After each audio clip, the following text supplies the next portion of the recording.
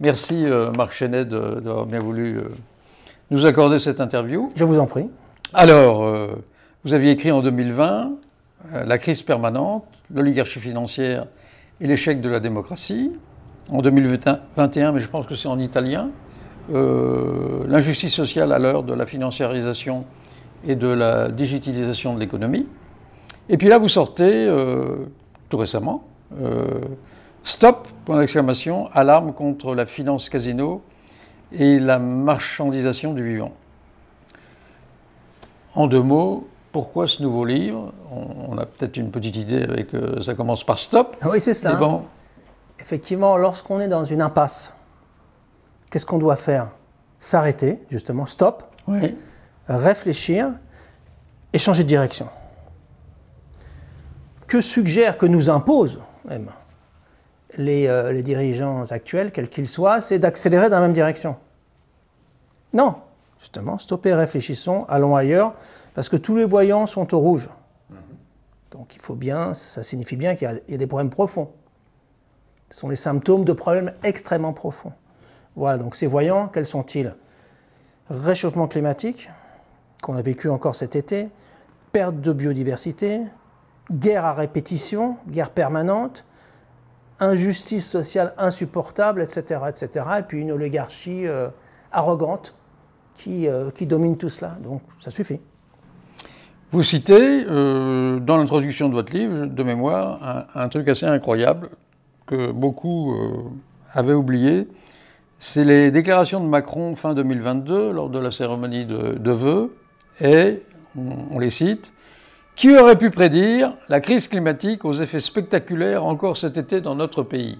Donc, on sait que Macron ose tout, donc il ose poser une telle question, mais finalement il symbolise une forme de déni.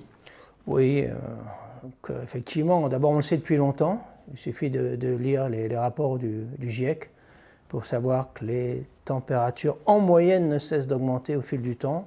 C'est un fait. Et vu la position qu'il occupe, il devrait être le premier informé. Donc il fait semblant, une fois de plus. Qui aurait pu savoir? Mais lui d'abord, lui. Donc c'est un déni, c'est une hypocrisie complète. Puis parfois ils font semblant de faire quelque chose. Donc vous avez grosso modo deux types de gouvernants aujourd'hui. Ceux qui s'en moquent complètement, hein, c'est les Trump et compagnie. Et puis ceux qui font plus ou moins semblant, qui auraient pu prévoir, ah on va essayer de faire quelque chose, ne font rien sur le fond. Bon, nous on est confrontés au problème. Ils ont de l'air conditionné, ils sont dans des bunkers, ils sont sur leur yacht, les jets privés, etc. Et ils ne sont pas en première ligne tous ces gens-là. Et nous on est en première ligne, et c'est pour ça qu'il faut dire stop. D'accord. Vous parlez, dans l'introduction toujours, d'une véritable financiarisation des esprits et d'une marchandisation des rapports humains. Deux, trois exemples, si vous pouvez nous éclairer. À grande échelle, la logique est de plus en plus financière. Tout est financiarisé.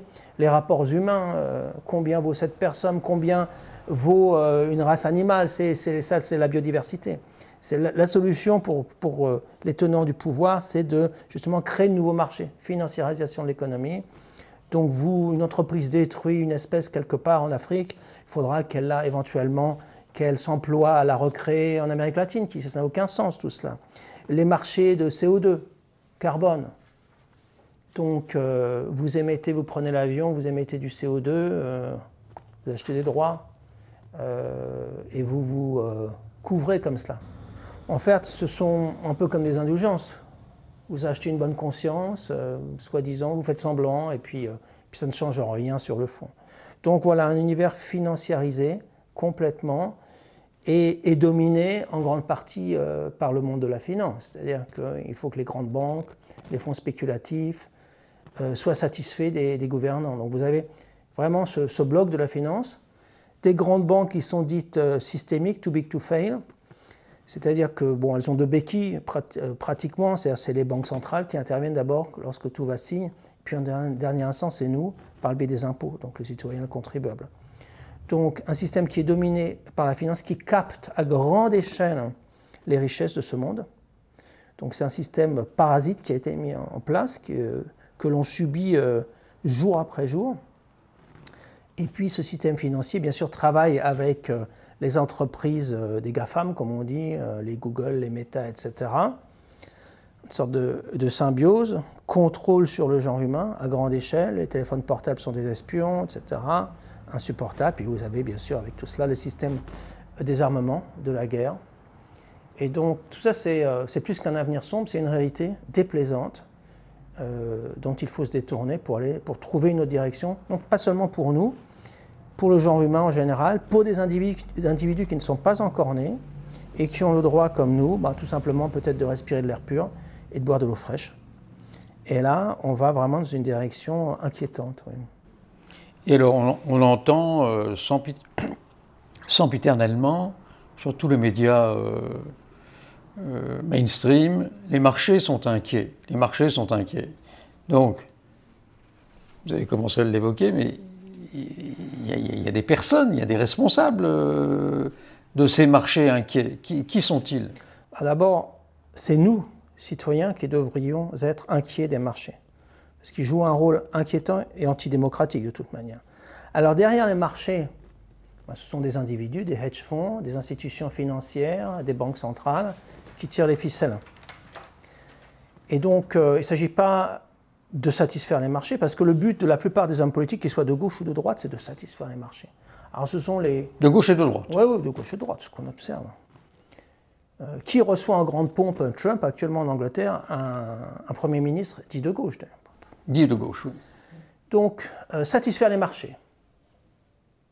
Pratique, donc non, il faut satisfaire les besoins du genre humain, pas les marchés.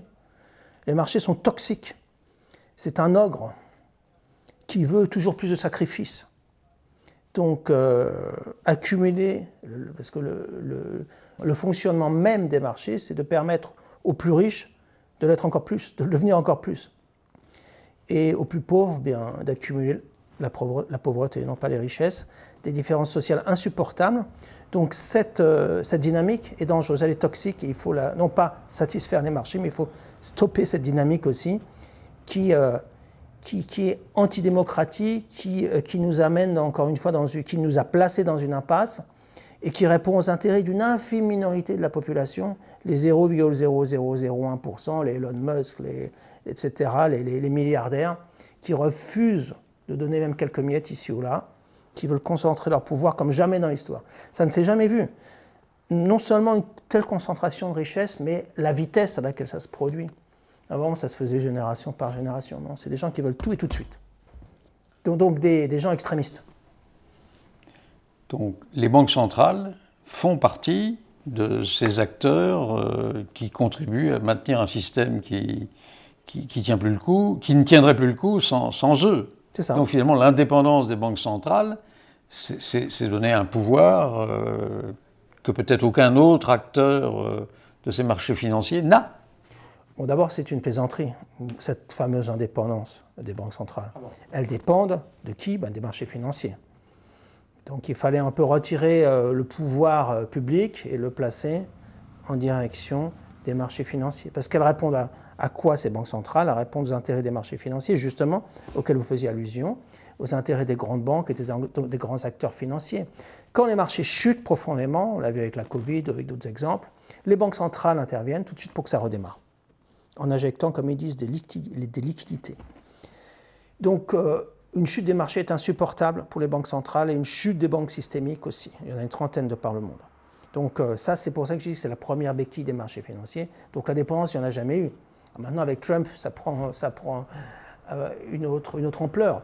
Mais l'indépendance est une plaisanterie. Ils ne sont pas du tout indépendants. Ils dépendent des besoins des grandes institutions financières, enfin des grandes banques et des marchés. Ces banques centrales. Et puis, secondo, bien sûr, seconde béquille des marchés financiers, le contribuable. Mais en tout cas, d'indépendance, il n'y en a pas. Ça, c'est la manière de présenter les choses qui est hypocrite au possible. D'accord.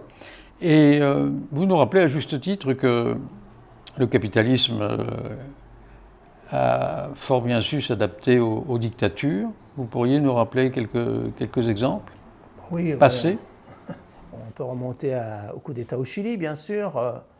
Au plan Condor développé pour la plupart des pays d'Amérique du Sud.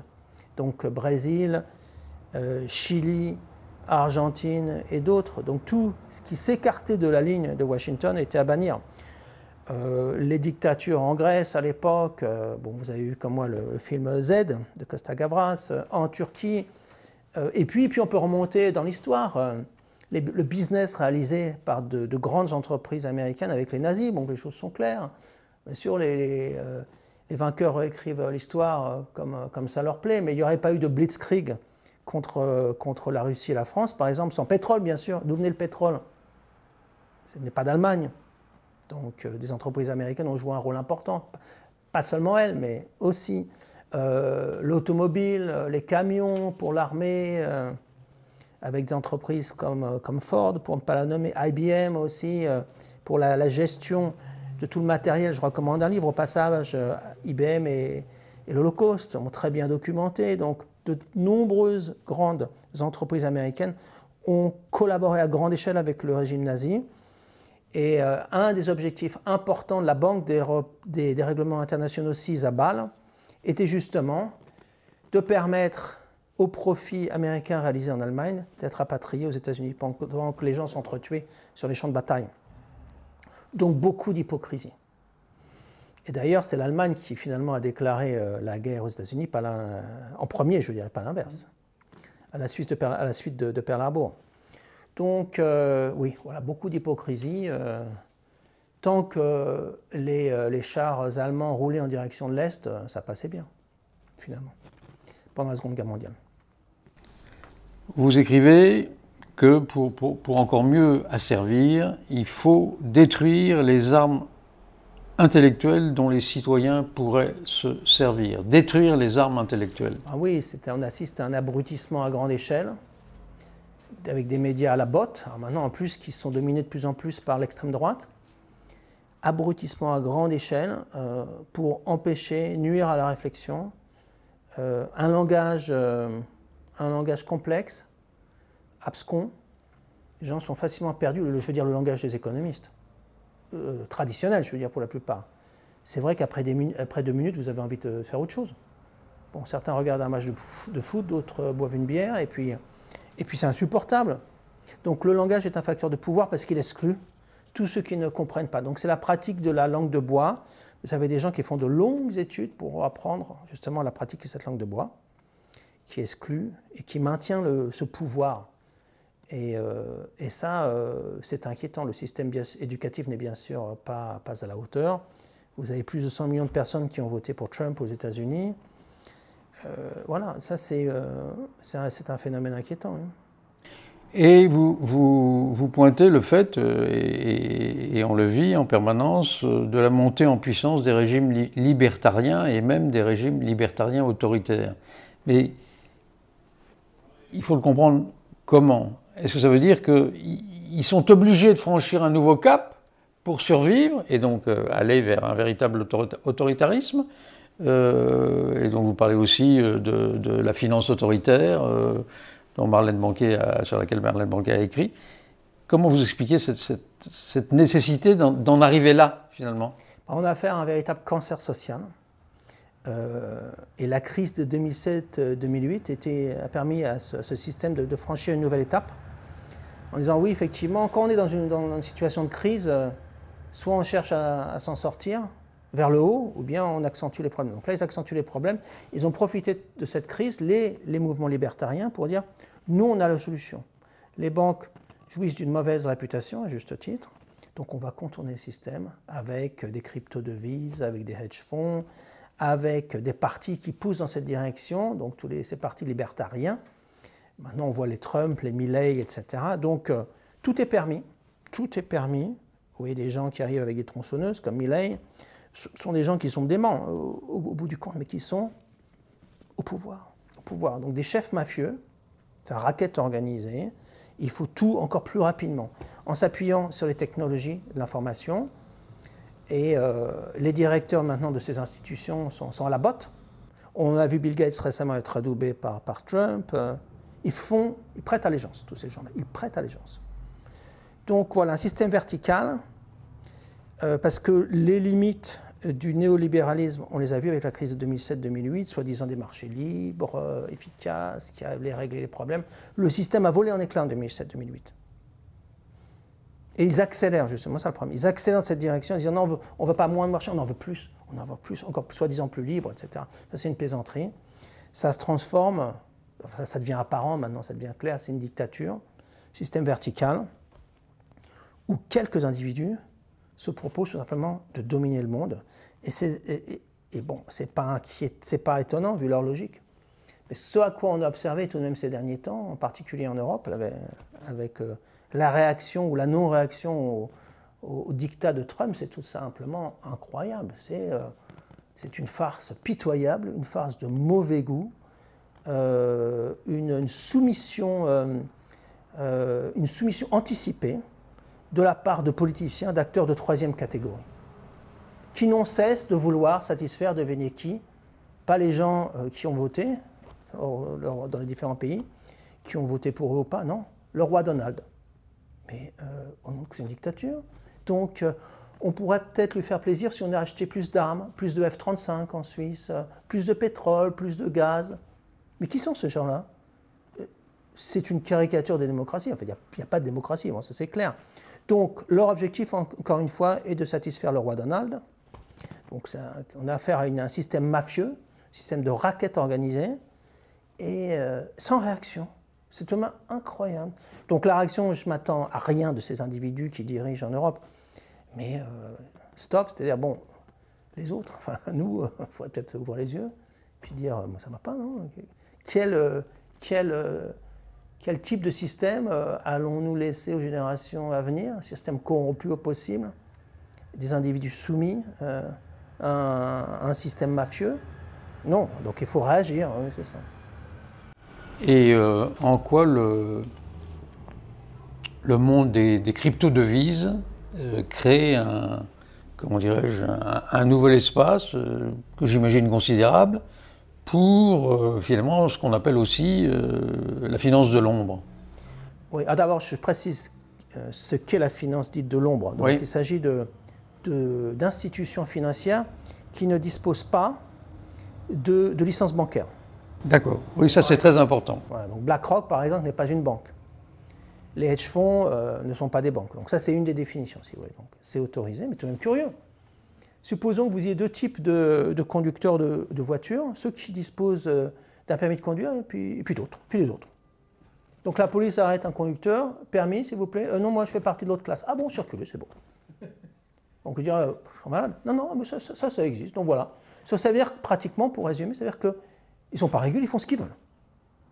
Pour les banques, on sait, c'est très mal régulé, mais alors pour la finance dite de l'ombre, ils font ce qu'ils veulent. Donc ils utilisent des craies de toutes pièces des crypto-devises qui montent, qui descendent et qui permettent à certains individus de s'enrichir énormément. Au hasard, Trump, qui en a créé d'autres pour lui, sa famille, ses proches. Donc ça va très vite, ça peut monter, baisser. Si tout s'écroule, c'est nous qui payons en tant que contribuables. Donc voilà, c'est une bulle financière et puis après ça consomme un volume d'énergie et ça émet du CO2 en quantité astronomique, comme si il fallait en rajouter. Et vous parlez donc dans le chapitre la financiarisation et la digitalisation de l'économie comme facteur d'accroissement des injustices sociales. Donc vous démontrez que tout est source de... Tout risque devient un actif pour un spéculateur, et vous parlez notamment de l'art numérisé. Mm-hmm. Oui, enfin, d'abord, tout risque est un actif, donc ça fait partie de la financiarisation de l'économie. Transformer le risque ou les dangers pour le commun des mortels en actifs qu'on peut acheter ou vendre sur des marchés financiers. Donc tout ce qui bouge est susceptible d'être financiarisé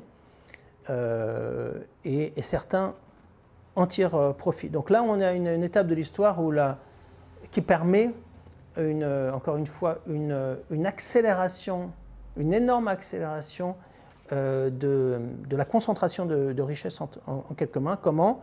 Financiarisation de l'économie, technologie de l'information, tout ça, ça se met en symbiose pour accélérer le fonctionnement, ou je devrais même dire le dysfonctionnement, d'un ensemble toxique qui opère à nos dépens.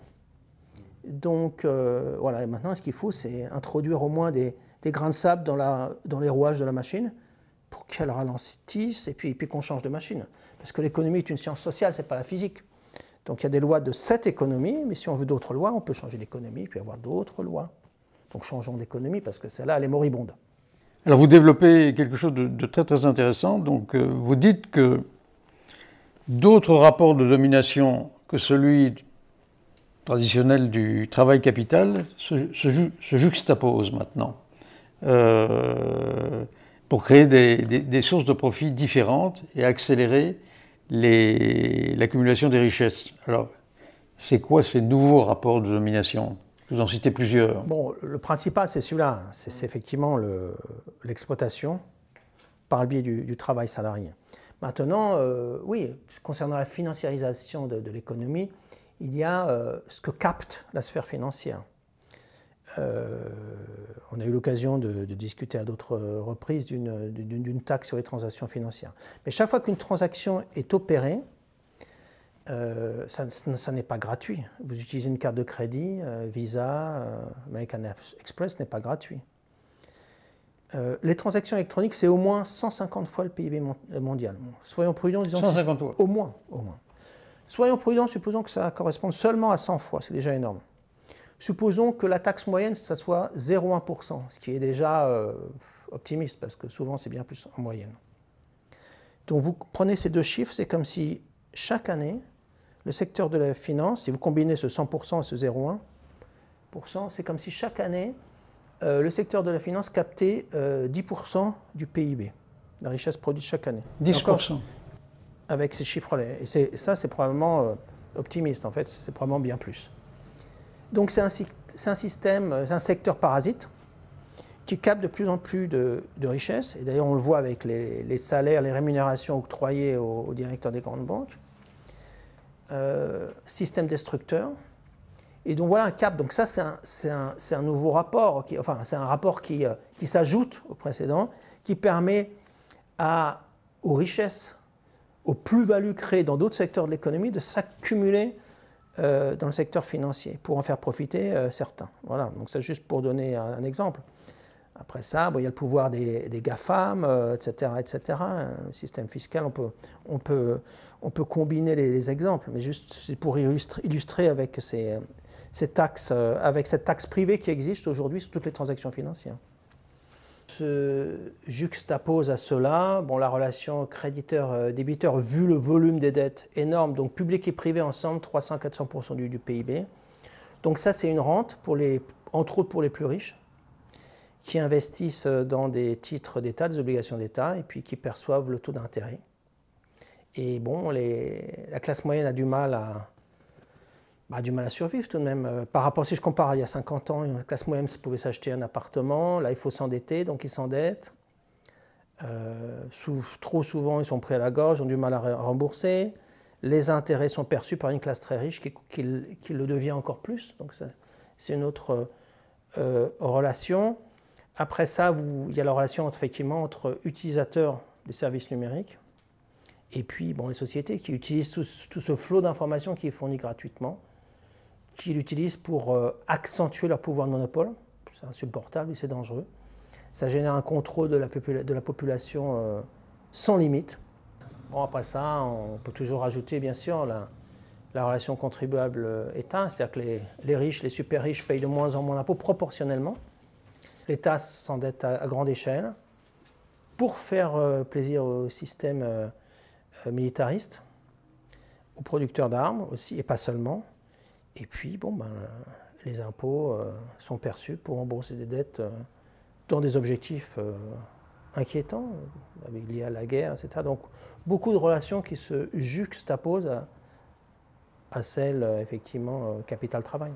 Vous évoquez, évidemment, vous traitez du problème de la dette et vous dites que parmi les solutions, il s'agit carrément de refuser de rembourser les grandes banques et les fonds spéculatifs. Vous pensez donc qu'il faut y aller comme ça? Ah ben certainement. Bon, d'abord, ça s'est passé dans l'histoire 2 fois.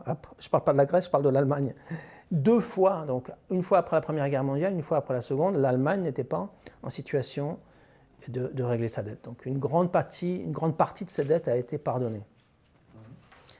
Parce qu'il y a trop de dettes, il faut juste en tirer les conséquences. Or, actuellement, oui, les dettes sont entre 300 et 400% du PIB, suivant les modes de calcul utilisés. Donc, si une chose est certaine, c'est qu'il est impossible de toutes les rembourser. Et que donc, les risques de défaut ou de faillite, tant pour de nombreuses entreprises que pour certains pays, s'accentuent. Donc, vous avez des produits qui permettent de parier là-dessus. C'est pour ça que je parle de finance casino. Donc, oui, cessons de payer, mais c'est pas seulement une question financière. Vous prenez, par exemple, les banques qui ont pu prêter à une dictature comme celle d'Hitler. Fin de la guerre, 1945, supposons qu'elle revienne, juste pour un exemple, il y a eu d'autres exemples dans l'histoire qui prêtent à des dictatures au Chili ou ailleurs. Puis elle va être remboursée. Mais pour prendre un exemple extrême, une banque qui prête à une dictature qui construit des camps de concentration, elle doit être remboursée? Donc ça, c'est un exemple extrême. Mais tout ça pour dire que le système a besoin de dettes pour promouvoir la croissance. Ça aussi, c'est un objectif sacro-saint dans l'économie traditionnelle. Et de croissance pour essayer de rembourser une partie des dettes. Au bout du compte, ça ne fonctionne pas. Pourquoi? Parce que les dettes croissent plus vite que le PIB mondial. Et donc, c'est une véritable impasse. Donc, à un moment donné, il faut arrêter. Là aussi, il faut dire stop. Je ne vois pas pourquoi on paierait des dettes actuellement pour acheter des armes et dont personne ne nous a prouvé l'utilité. Les gouvernements européens se proposent de passer, pour la plupart, à 5% de leur budget pour l'armement. Un véritable délire. Dans un système supposé démocratique, ça devrait être discuté, non? Il y a quelques personnes qui prennent des décisions pour satisfaire le roi Donald.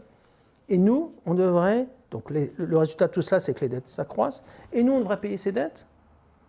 Donc, on devrait sacrifier des jeunes qui vont partir se battre, parce que ceux qui se battent, ce n'est pas ceux qui décident, bien sûr, parce que ceux qui décident, ils sont dans des bunkers.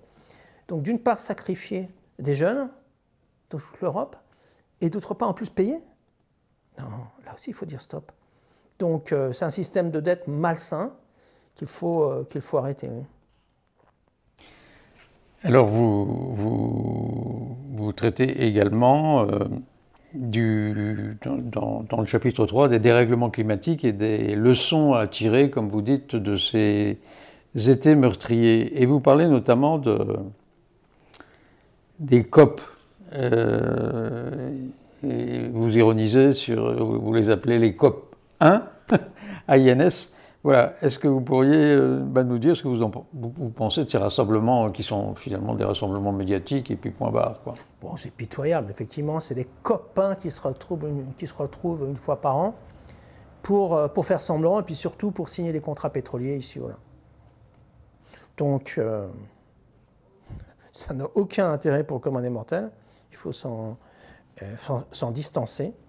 Vous avez le nombre de jets privés qui amènent des participants à ces réunions, mais c'est un véritable délire. Donc voilà, la politique du faire semblant, c'est financé par un certain nombre de producteurs de pétrole. Bon, ça suffit. Donc il faut dénoncer cela, c'est pitoyable. Et pourquoi, là aussi, pourquoi se prêter à ce jeu? Ça n'apporte rien du tout. Les solutions, on les connaît. Il faut changer d'économie. Cette économie est mortifère. Le réchauffement climatique, l'effet de serre, on le connaît, on l'observe, il est répertorié et analysé scientifiquement. Ce n'est pas une question de croyance, c'est un fait scientifique. Il faut agir. Pourquoi? Parce qu'un monde à plus 3, plus 4, plus 5 degrés à la fin du siècle, c'est une horreur. Une horreur. Donc il faut penser à encore une fois, aux générations à venir, et pas faire semblant. La guerre dont on parlait, les dépenses de guerre sont responsables d'au moins 5 à 6% des émissions de CO2 de par le monde. Il serait temps d'arrêter avec ça, avec ces tirs de missiles, tant en Europe qu'à Gaza ou ailleurs de par le monde. Ça tue des personnes qui ont tout simplement, des innocents, d'innombrables innocents. ça empoisonne la terre, ça génère du CO2, ça suffit. Donc, et ça génère la dette qu'on devra en plus payer.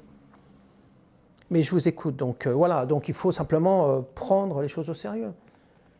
Et donc les plus riches, juste pour terminer, pour régler cette question, il faut bien comprendre qu'elle ne pourra pas être réglée sans traiter des aspects sociaux. Pourquoi? Parce que justement les plus riches émettent bien plus que les plus pauvres ici ou là de par le monde. Déjà, si vous possédez un jet privé, un super yacht, vous êtes au moins à 10 000 tonnes d'équivalent CO2 environ par an.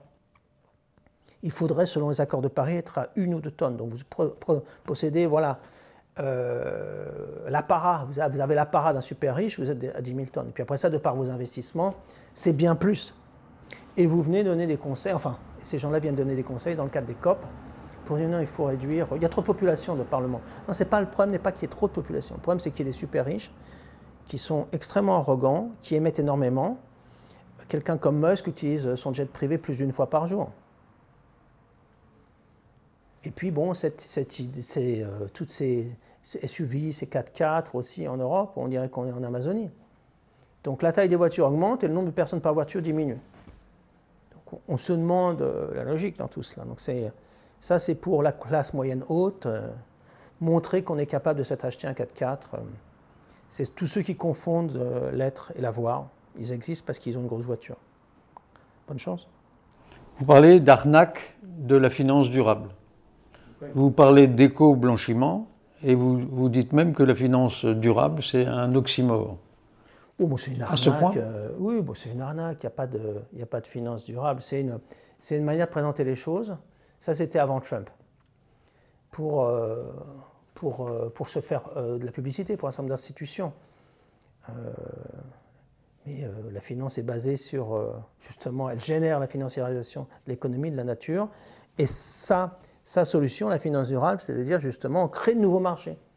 Donc on continue avec les marchés de droits d'émission, donc de CO2. On développe de nouveaux marchés liés à la biodiversité ou à la perte de biodiversité. Donc faire de l'argent sur la base de la destruction. La destruction est un business. Voilà. Donc c'est une arnaque complète.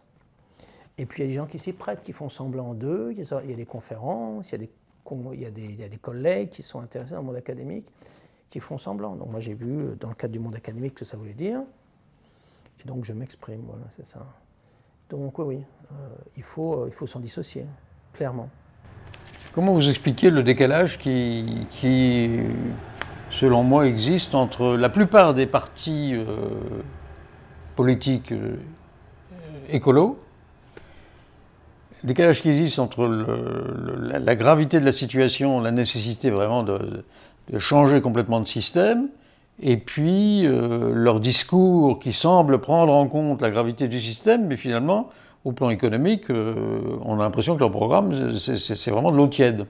Oui, dans le meilleur des cas. C'est-à-dire qu'ils se sont, en Europe, ils sont verts, comme on dit en allemand, verts olive, c'est-à-dire ils sont verts militaristes. Ils poussent à la guerre, c'est tout incroyable. Peut-être que les bombes seront vertes, on ne sait pas. Comme beaucoup d'ailleurs, ils se proposent de trouver des solutions à l'intérieur d'un système mortifère qui conduit d'une manière ou d'une autre à la destruction du monde vivant, à un rythme accéléré ou non. Donc la seule solution, c'est de justement stop et de se placer à l'extérieur et de réfléchir à un autre système économique. Mais dans le cadre de celui-là, certainement pas. Celui qui pousse à la croissance, qui ne remet pas en question, il parle de croissance verte, j'aimerais savoir de quoi on parle précisément. Celui qui pousse à la création de nouveaux marchés, etc. C'est pas ça la solution. Voilà, donc tant qu'on reste dans le cadre de ce système mortifère, il n'y aura pas de solution, même si on vient avec un drapeau vert. Donc c'est une incapacité à raisonner et à traiter, à comprendre les problèmes fondamentaux, ou à vouloir les comprendre. Les élites politiques, entre guillemets, ont très bien compris que leur mesurette ne déboucherait sur rien. Et ils ont privilégié la compétitivité de certaines entreprises, ou de l'Europe en l'occurrence, par rapport aux autres régions du monde. Et puis le reste n'a pas grande importance. Donc voilà, ça veut dire sacrifice des personnes les plus pauvres et exerçant des activités professionnelles difficiles à l'extérieur, parce que ce sont ces personnes-là qui souffrent, tout d'abord, qui sont en première ligne. Appartements de mauvaise qualité, conditions de travail très mauvaises aussi, insupportable de travailler lorsqu'il fait 35 degrés, voire plus. Ils ne sont pas dans des bureaux avec air climatisé ou des Mercedes, ils sont en première ligne. Donc des morts qui vont continuer à augmenter, qui vont augmenter à grande échelle si justement on ne sort pas de cette impasse. Et une élite cynique qui se satisfait de cette situation en éliminant ceux qui les dérangent, ou qui pourraient les déranger un jour. Voilà, cynisme à grande échelle. Vous traitez dans un chapitre, et je voudrais l'évoquer parce que c'est tellement une caricature.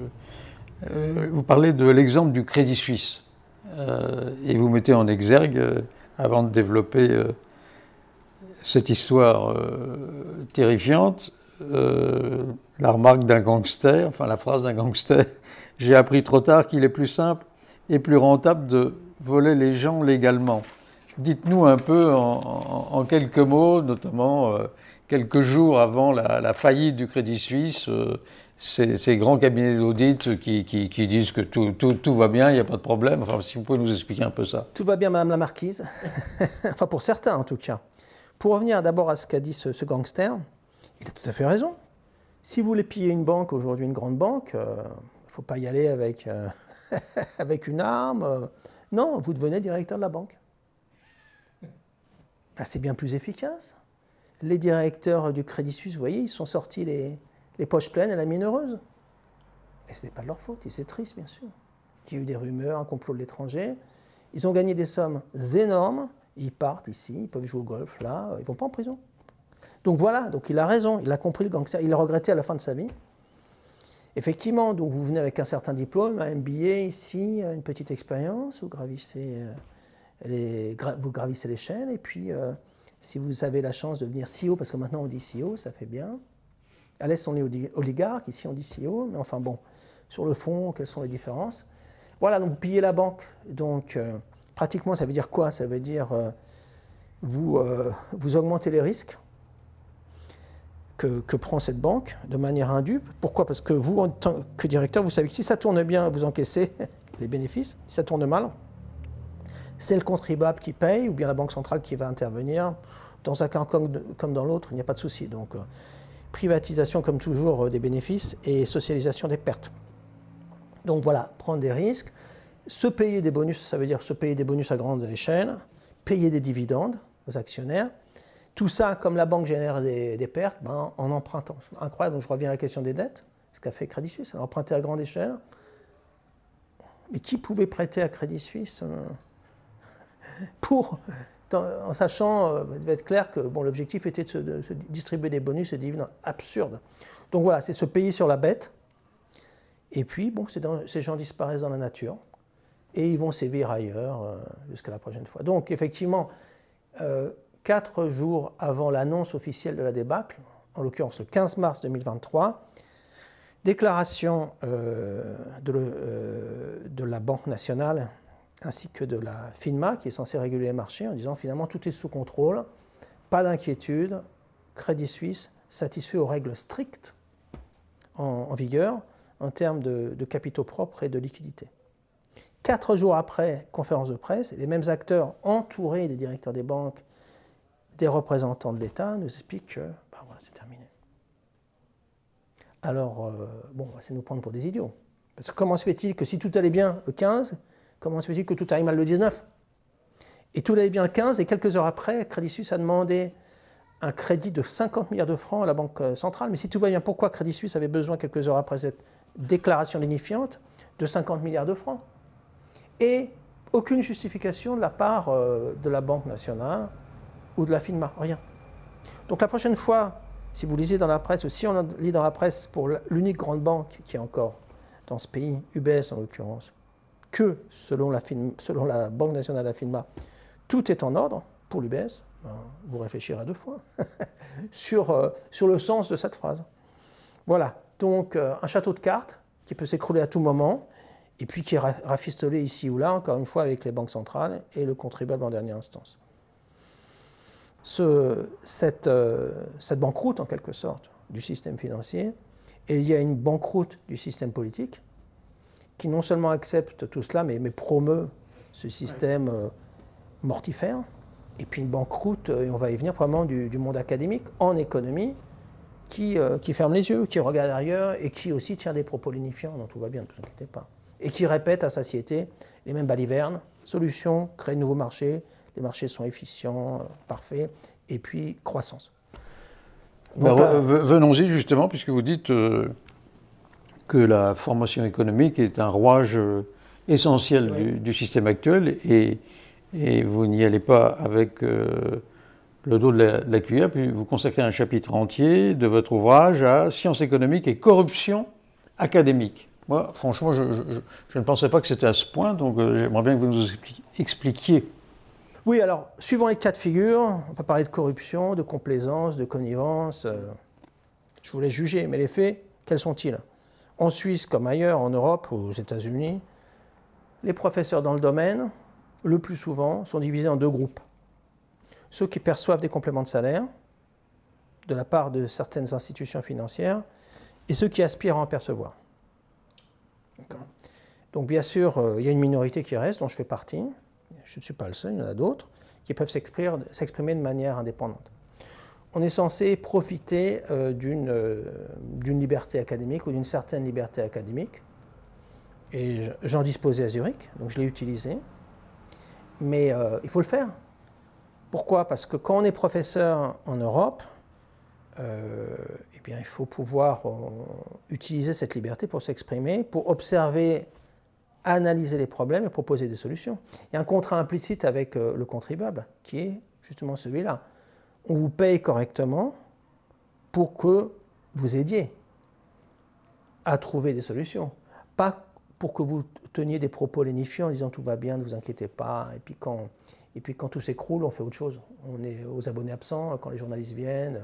Parce que c'est ça, en fait. Si on revient à l'exemple Crédit Suisse, vous avez des spécialistes de ce domaine qui se sont tus, pour la plupart, ou qui ont tenu des propos lénifiants. Si je reviens au climat, vous avez ces rapports rédigés par le GIEC. Alors, bon, qu'on soit d'accord ou pas, ils ont le mérite d'exister. Et puis, ils indiquent, sur la base de mesures scientifiques, l'évolution de la température et du climat. Intéressant. Et puis, ils proposent des scénarios pour le futur en fonction de ce qui est fait ou pas fait. Très bien. Vous avez des spécialistes du domaine bancaire ou financier qui se taisent. La seconde banque suisse disparaît, ils se taisent. Et puis après ça, ils réapparaissent un peu après en disant il ne faut pas aller trop loin par rapport à celle qui reste encore UBS. Il ne faut pas la chatouiller trop, problème de concurrence, il ne faut pas exiger trop de choses, capitaux propres. Donc ça, j'ai entendu après la crise de 2007-2008 aussi, en Suisse en l'occurrence et ailleurs. Ah oui, attention, concurrence, donc il faut laisser ces banques un peu tranquilles. Et puis bon, Crédit Suisse a disparu entre-temps. Donc voilà, c'est une banqueroute du système académique dans le domaine qui est incapable de se renouveler. Donc qui continue à professer les mêmes balivernes. Donc les marchés, encore une fois, sont parfaits, en principe, parfaits, efficaces, ils sont la solution à nos problèmes, alors qu'ils sont eux-mêmes les problèmes. La croissance est essentielle, il faut aller dans cette direction, etc. etc. Donc la dite science se transforme en religion, voire en secte. En religion, pourquoi? Parce qu'il s'agit maintenant d'y croire. Les faits démontrent le contraire. Les faits, c'est la crise de 2007-2008. Donc ceux qui professent encore aujourd'hui sur la soi-disant importance des marchés, utilité, etc. Et quelle est leur propre utilité à ces gens-là? Quel est leur propre rendement à ces professeurs de finance et économie qui proposent continuellement des recettes toxiques dont nous, on paye les frais. Donc voilà, ça se place à différents niveaux. Donc la faillite de ces banques, c'est ce qu'on voit, la faillite du politique, la faillite du monde académique dans le domaine, bien sûr, économie et surtout finance. Donc là, on a affaire trop souvent, pas toujours, mais trop souvent, à des mercenaires en col blanc qui, d'une part, reçoivent un salaire de professeur, tout à fait correct, et puis d'autre part, qui veulent plus. Mais c'est un prix tout cela, encore une fois. C'est qui se taise. Donc, ils se taisent, puis comme vraiment les institutions ont besoin d'eux, ils montent au créneau. Ils montent au créneau. Voilà, c'est ça. On le voit en France avec la taxe Zuckman, tout ce débat. Là. Le banc et l'arrière-banc des économistes traditionnels montent au créneau pour dénoncer que certains osent envisager de faire payer les plus riches. C'est un tabou pour les économistes traditionnels. Voilà, donc une complaisance insupportable, je dois dire. Et justement, puisque vous parlez de la taxe Zuckman, comment on a considéré cette taxe finalement? Est-ce que c'est un truc pour amuser la galerie ou c'est vraiment un truc qui va produire beaucoup de recettes fiscales? Ou est-ce que finalement il n'y en a pas déjà qui se disent ouais, bon, on va faire la taxe Zuckman, mais finalement c'est pas grand-chose et on va s'en satisfaire et puis le problème reste entier. Il semble évident que ceux qui ont au moins 200 millions d'euros de patrimoine, de fortune, quelle qu'elle soit, payent. Le pourcentage que ces individus payent est extrêmement faible, extrêmement faible. Et ça offusque, bien sûr, les chaînes Bolloré, les chaînes privées et la plupart des médias. C'est incroyable, c'est l'évidence. Ça devrait être l'évidence. Bon, bien sûr, ce n'est pas la solution magique, parce qu'il faut changer, au bout du compte, il faut changer d'économie, de système. Mais voilà, donc c'est faire peur aux gens, dire « Ah, ils vont partir à l'étranger, vous savez ». Mais ils sont déjà en grande partie à l'étranger, ils sont ici, ils sont ailleurs, et puis qu'ils aillent sur la Lune s'ils veulent avec Elon Musk. Puis qu'ils aillent au diable. Parce qu'on peut peut-être vivre sans eux si on change d'économie. Donc c'est toujours nous infantiliser, en disant ah, ils vont partir. Donc ils génèrent des problèmes, puis s'ils partent, ben qu'ils partent. Et puis de toute manière, comment ça fonctionne aux États-Unis? Si vous êtes américain, vous allez à l'étranger, vous payez les impôts. Donc c'est pas la solution, parce qu'il faut beaucoup d'autres choses, mais c'est l'évidence. Et pourtant, ça va déjà trop loin. C'est dire. Alors, donc, vous avez évoqué le projet de taxe Zuckman. Il y aura un autre projet aussi qui permettrait de mettre des grains de sable dans les rouages de la finance casino. Ça serait une micro-taxe sur l'ensemble des mouvements électroniques, donc 150 fois, 200 fois le PIB mondial. Mais même, on pourrait se concentrer seulement sur les produits complexes, les produits financiers complexes que sont les dérivés. Alors ça, c'est énorme. Bon, on a les chiffres officiels pour la Suisse. C'est, suivant les semaines, ça varie entre, les chiffres officiels qui viennent de la bourse suisse, ça varie entre 10 000 fois le PIB suisse et 250 000 fois. Donc, ça varie de semaine en semaine, donc il y a des mouvements derrière tout cela. Donc, prendre 0,1 ou ne serait-ce que 0,01% de chacun de ces mouvements sur ces produits qui sont là, pour la plupart toxiques des paris de la finance casino, eh bien, ça générerait des montants énormes qui permettraient d'une part, dont l'effet serait d'une part de réduire cette somme absurde de produits financiers toxiques, et puis d'autre part, de financer par exemple la lutte contre le réchauffement climatique, etc. etc.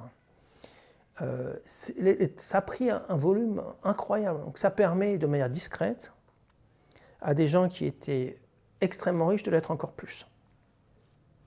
Donc ce n'est pas observé par le régime politique. Pourtant c'est eux-mêmes, je vois pour l'exemple de la Suisse, qui ont demandé à ce que la bourse publie régulièrement les données. Donc elle le fait, et ne les observe pas. Donc ça ne les choque pas que ça soit 10 000 fois le PIB ou 250 000 fois. Ils s'en moquent. Ça devrait être de leur responsabilité, mais bon, ils s'en moquent. Mais voilà, donc mettons cela en lumière, questionnons tout cela. Moi j'ai envoyé un courriel à l'époque à cet organisme avec 2 questions, parce que j'étais surpris par les chiffres. Première question, est-ce qu'il y a une erreur quelque part? Peut-être que la virgule était mal placée, ça peut arriver. Secondo, est-ce que vous pouvez m'expliquer? Réponse, pas d'erreur et pas d'explication. Donc, arrogance sans limite, parce que quand ça tourne mal, c'est nous qui payons de toute manière. Donc voilà, mettre en lumière ce système en roue libre, finance casino en roue libre, qui parie sur tout et n'importe quoi. Donc dénoncer cela, en quelque sorte, et puis eh bien, générer des fonds qui pourraient être utiles dans d'autres domaines. Enfin, l'idée, c'est de mettre en branle tout type d'idées et de mesures qui ralentiraient ou qui introduiraient des grains de sable dans cette finance casino, dans ce capitalisme débridé. Et justement, puisque les produits dérivés, c'est un peu comme les marchés financiers, on en entend parler beaucoup, mais vous avez une manière particulièrement percutante d'expliquer simplement ce que sont ces produits dérivés en prenant la comparaison avec les assurances. Voilà, c'est ça. Ils sont présentés comme des assurances, des produits d'assurance financiers contre, par exemple, une faillite. Alors une banque prête à un client, par exemple hôtel-restaurant, et puis supposons que ce soit avant la Covid, donc la banque a peur que le client ne puisse pas rembourser par exemple 10 millions d'euros, donc elle achète un produit dit d'assurance qui s'appelle en anglais Credit Default Swap, donc ça fait bien, c'est 3 lettres anglaises, on ne sait pas trop ce que ça veut dire. Et là, alors que si on se renseigne, officiellement, dans le cas présent, ça permet à la banque, en cas de défaut partiel de son client, donc supposons qu'au lieu de rembourser 10 millions d'euros, il ne rembourse que 3, eh bien la banque active son produit dit d'assurance et récupère la différence, en l'occurrence 7 millions, de la part d'une assurance. Puis vous avez une petite phrase qui indique qu'il n'y a pas besoin d'être soumis à un risque pour se protéger. Alors, on ne comprend pas, donc je considère souvent l'exemple des voitures, c'est comme si on vous disait finalement vous n'avez pas besoin de posséder une voiture pour acheter une assurance auto. Ah bon? Alors qu'est-ce que ça voudrait dire? Si vous ne possédez pas de voiture, pourquoi auriez-vous besoin d'une assurance auto? Et sur quelle voiture, puisque vous n'en possédez pas? Quelle serait la logique? Ça serait de chercher dans votre entourage quelqu'un qui conduit mal, pour parier sur son accident. Et puis peut-être de l'inviter à un apéro avant qu'il parte en vacances en Espagne, apéro arrosé avec de l'alcool, peut-être manipuler sa voiture pour être sûr qu'il ait bien l'accident. Et puis comme rien n'est régulé dans ce domaine de la finance, ce n'est pas un produit que vous achèteriez, mais 10, 100. Au bout du compte, on aurait bien plus d'accidents. Il y aurait des enfants à l'hôpital, des gens qui mourraient, des tragédies. Et puis c'est interdit partout. Et pour cela, on n'a pas besoin de milliers et de milliers de pages de régulation. 2 phrases suffisent. Première phrase, si vous achetez une voiture, vous devez acheter une assurance auto, une et une seule. Seconde phrase, vous n'êtes pas autorisé à acheter une assurance auto sur la voiture de quelqu'un d'autre. Très simple. Trop simple pour le monde de la finance. Donc voilà, au jour d'aujourd'hui, c'est toujours le cas. Donc ces institutions parient, en l'occurrence, sur des faillites ou des banqueroutes d'institutions. Voilà, pour résumer. Second exemple de pari aussi de cette finance casino. Donc j'écoutais la radio, c'était quand il y a une dizaine d'années, le représentant d'une grande banque allemande indiquait qu'il avait proposé à ses clients un produit qui devait rapporter, je dis ça de mémoire, du 8%, et puis que finalement il n'en avait rapporté que 3%. Et pourquoi? Parce que certains individus n'étaient pas morts suffisamment vite. Je me dis, qu'est-ce que c'est que ça? Donc, aux États-Unis, il est possible de vendre son assurance vie. Donc quelqu'un, par exemple, une femme seule qui a eu des enfants, qui a éduqué ses enfants seuls, tombe malade quand elle est plus âgée, ses enfants ont grandi, ils ont peut-être un travail, elle est au chômage, elle est à l'hôpital, elle a besoin de payer ses frais. Et donc elle pourrait être incitée à vendre son assurance santé pour payer les frais qui peuvent s'accumuler rapidement aux États-Unis.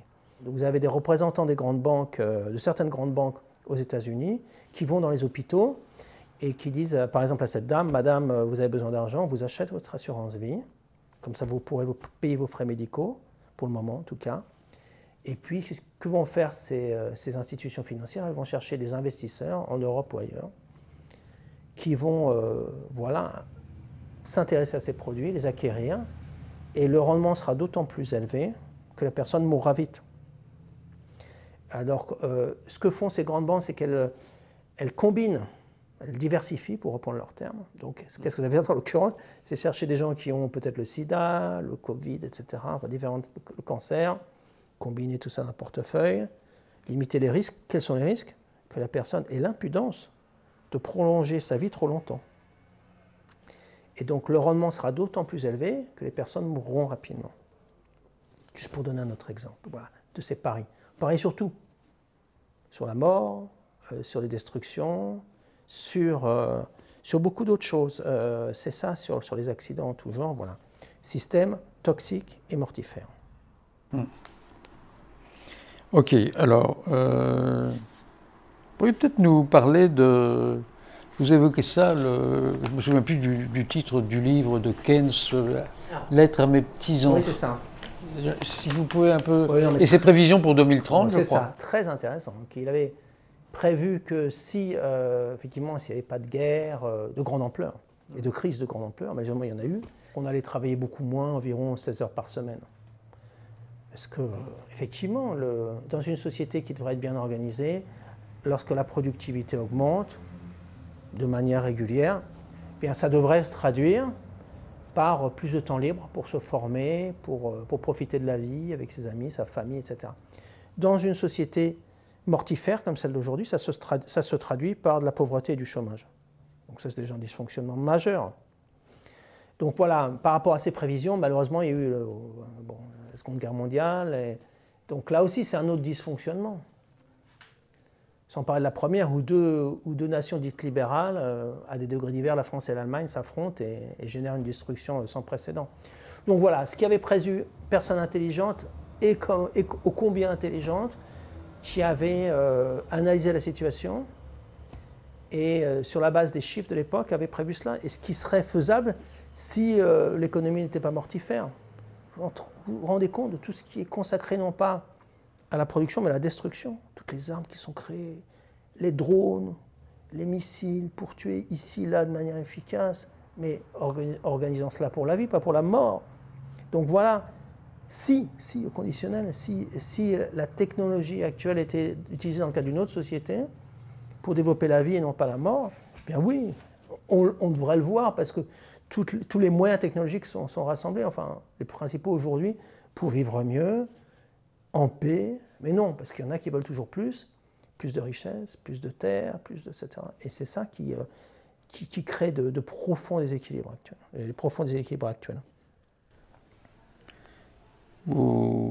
La guerre est consubstantielle au capitalisme, et peut-être encore plus dans sa version, au capitalisme dans sa version libertarienne. Comment analyser tous ces propos de va-t-en-guerre, c'est vraiment sidérant, de la plupart des leaders politiques européens, et pourquoi se rangent-ils souvent, y compris chez les écolos, notamment en Allemagne, du côté de la guerre? La guerre est un business. Le sang se paye en dollars et les destructions se mesurent en rendement financier.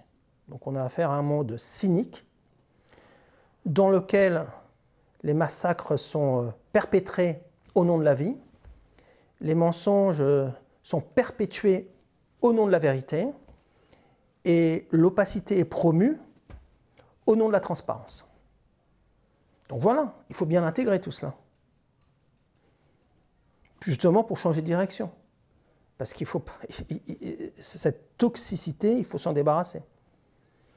Donc voilà, gouvernement de gauche comme de droite, ils ont tous leurs arguments pour pousser à la guerre. Mais encore une fois, ce n'est pas eux qui la font, ni leurs proches. Ces individus qui poussent à la guerre, ces politiciens qui poussent à la guerre, qu'ils soient de gauche ou de droite, ont besoin de chair à canon.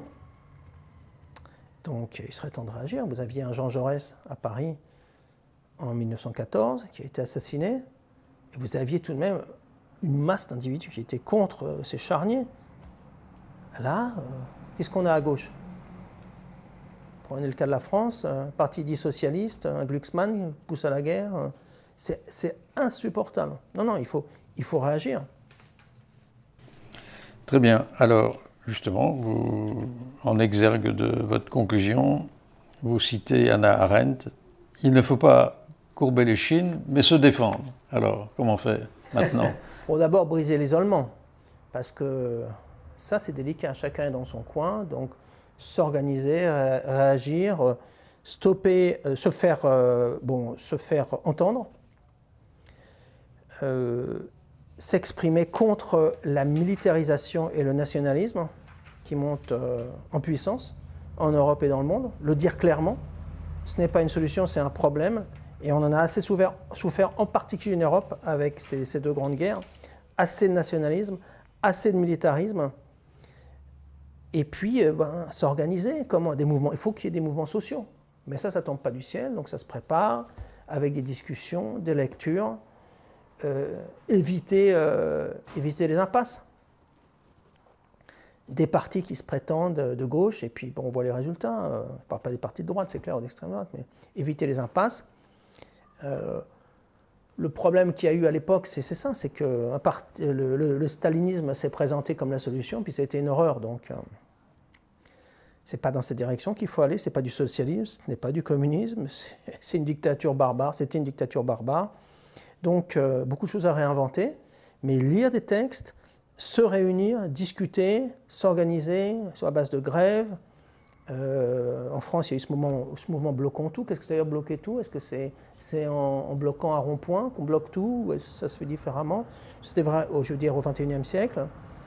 Sur le rôle de la finance. Je prends l'exemple de la Commune à Paris à l'époque. Intéressant de voir que les communards ont occupé Paris, mais ne sont pas attaqués la Banque de France. Curieux tout de même. Là, ils avaient les moyens de vraiment de mettre à mal le capitalisme français de l'époque. Avec les actions qui étaient stockées, c'était sous format papier à l'époque, et l'or qui était stocké dans les coffres de la Banque de France. Donc comprendre le rôle de la finance maintenant, qui n'est pas le même qu'à l'époque de la Commune, mais c'est le système nerveux de l'ensemble, aujourd'hui la finance, donc de l'ensemble du capitalisme. Donc comprendre son rôle néfaste, et puis pousser pour qu'il y ait d'autres formes d'éducation, faire comprendre que ne pas confondre l'être avec l'avoir, comprendre que maximiser, c'est complètement absurde. Il ne s'agit pas de maximiser, il s'agit de vivre de manière digne et avec ce qui est suffisant. Comprendre qu'on ne résoudra pas encore une fois la question de la nature, la protection de la nature, sans résoudre celle qui est liée aux aspects sociaux, ces injustices sociales extrêmes, insupportables. Donc voilà, en finir avec un système qui réduit le commun des mortels à une sorte d'esclavage des temps modernes. Voilà, donc ça c'est un agenda vaste, mais voilà, lire, se réunir, parler, savoir quelle direction il faut éviter, dans quelle direction on veut aller. Et le fait que la finance finalement ait pris le pas sur tout contrôle politique, est-ce qu'il existe un endroit dans le monde où on n'ait pas vécu ça?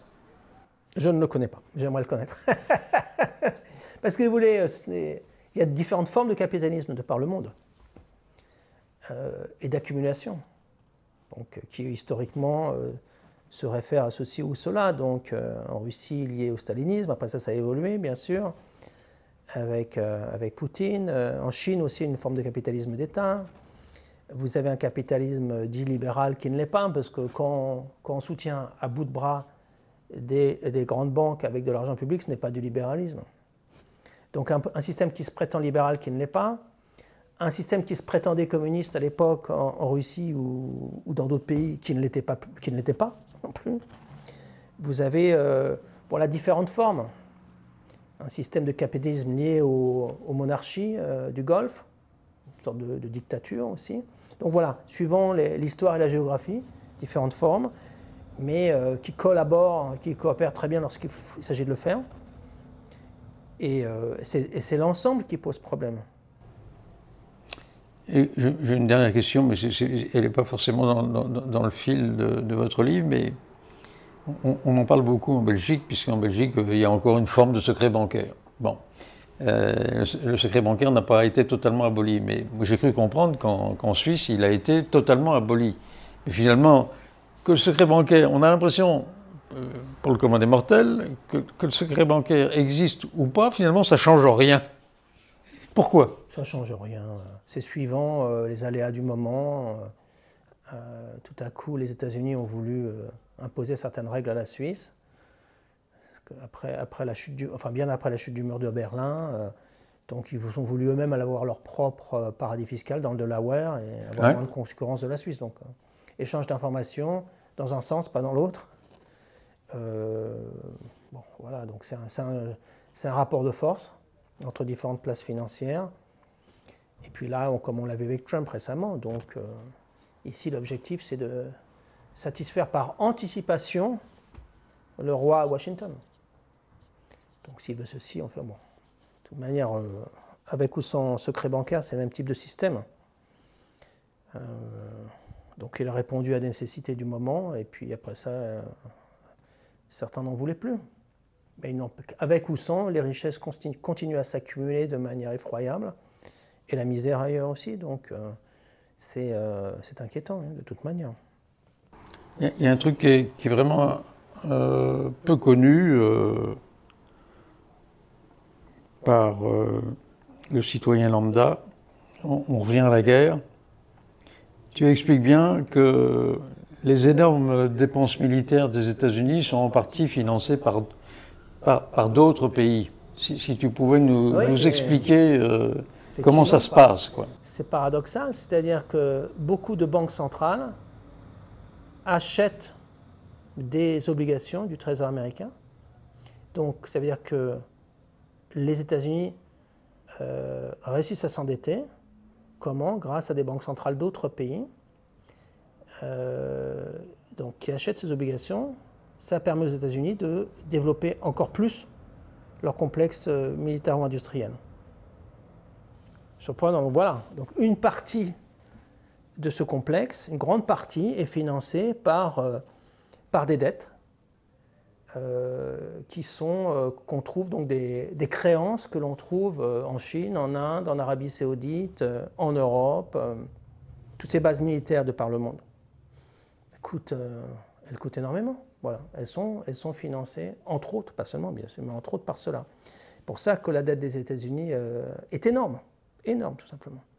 Donc, j'ai encore une autre question, parce que je trouve qu'on n'en parle pas souvent.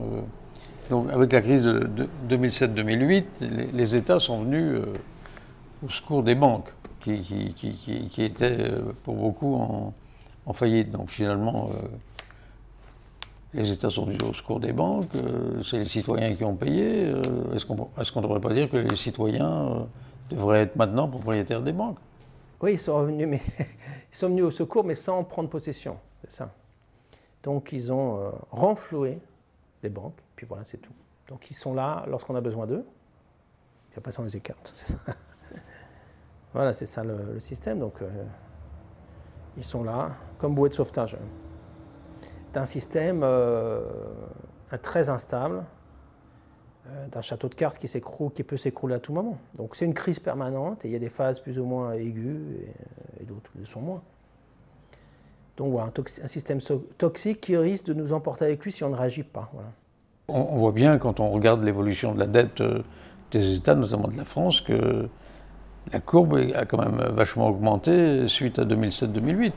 Oui, ça certainement. Et puis toutes les aides données aux entreprises, il y a eu des livres qui ont été publiés récemment. 270 milliards donnés chaque année d'aide aux entreprises.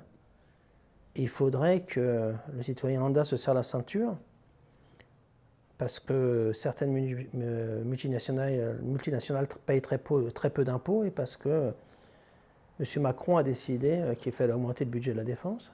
Au nom de quoi? De qui? Non, c'est inquiétant, il faut réagir, oui, c'est ça. Un système toxique. Marc, merci infiniment de nous avoir exposé tout ça, et puis pour la suite du combat, on est à tes côtés, et, y compris dans ce que tu fais au plan théâtral, pour tenter de faire en sorte que la plupart sortent de la servitude volontaire que tu évoques à de nombreuses reprises dans ton ouvrage. Merci.